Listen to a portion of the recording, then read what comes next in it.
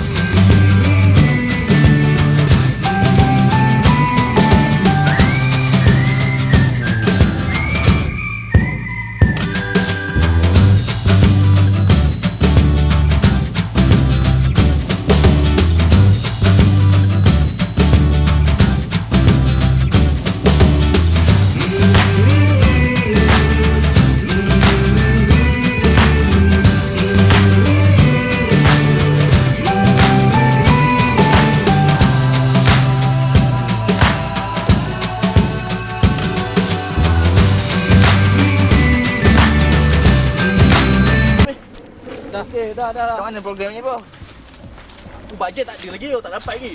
Aku buat kat sini. Ni, Tadi ya, aku masuk gambar.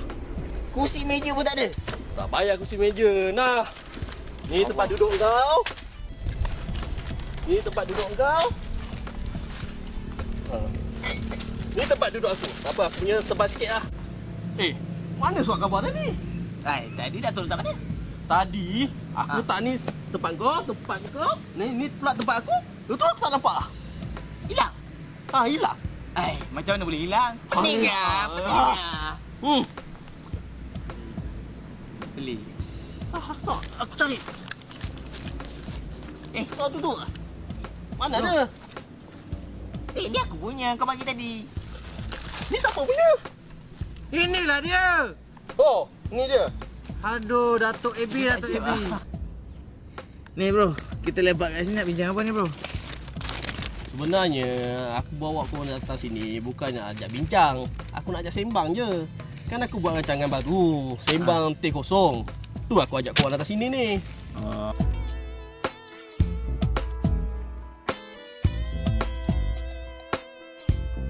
Nah, minum. Teh kosong je. Jadi ya. Kata teh kosong. Jadilah, dah nama dia Sembang Teh Kosong. Tehnya tak ada, air kosongnya ada.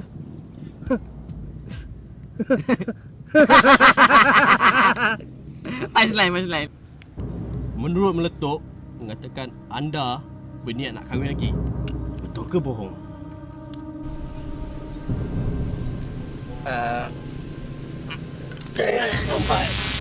Soalan kedua, menurut Nilofa, anda suka isteri-isteri yang lebih tua daripada anda. Betul ke bohong? Lambat. Menurut meletup, kau sebenarnya berkahwin dengan Mawar semata-mata nak dapatkan diskaun di kedai mak dia. Betul ke bohong? Betul ke bohong? Betul. Kenapa kena? Mak dia suruh. Soalan kedua. Menurut Nabil, kau sedang pasang niat nak mencari isteri bernama Rose. Betul ke bohong? Bohong. Weh, mana dia? Tipulah. Rose tu aku punya. Aku tahu. Tak ada bohong lah, bohong. Dia cakap kau kacau. Asyik kita kena karen dia kan? Kita karen dia pula. Tak tanya apa? Soalan dia. Apa dia? Soalan ke tak ada soalan, kita karen je. Puas tak aku? Puas. Baru aku puas.